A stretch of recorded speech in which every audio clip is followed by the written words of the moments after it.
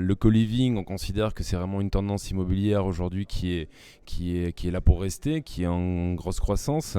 Le co-living, qu'est-ce que c'est finalement? C'est un actif immobilier qui est partagé, divisé en chambres, chambres ou petits appartements, et qui va après partager des espaces communs, partager des services et s'articuler autour d'une communauté de jeunes actifs qui recherchent de freelancers, etc.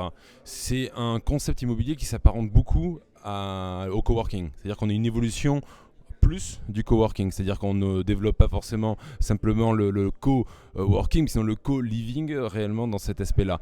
Pourquoi le co-living dans les mutations un petit peu sociétales? C'est qu'on s'aperçoit que de plus en plus de personnes sont effectivement freelancers dans nos sociétés. Ils ont besoin de flexibilité, ils ont besoin de mobilité et ils ont besoin de communauté.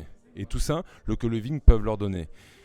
Également, il y a une autre raison, c'est l'accès au centre urbain. Ces mêmes personnes veulent un accès au centre urbain, veulent vivre dans les grandes villes. Ces grandes villes sont très chères. En moyenne, 85% plus chères Paris que les villes de province. Donc nous sommes dans une situation où les personnes ne peuvent plus se payer ces logements-là. Le co-living intervient aussi comme une solution pour avoir un logement moins cher dans la plupart des cas, et en plus avec cette flexibilité de pouvoir avoir un court terme, c'est-à-dire entre 3 mois, 6 mois, 9 mois, et en plus d'avoir ce tout en un, c'est-à-dire une chambre meublée, un service de cleaning, voilà, donc c'est très pratique. Et en plus, moi je pense que le dernier point que je voudrais aborder, c'est vraiment la validation du co-living par l'investissement immobilier, où sur les premiers projets qui ont été construits, démontrent que les rendements qu'on peut faire sur le co-living sont supérieurs que le rendement sur les locations traditionnelles.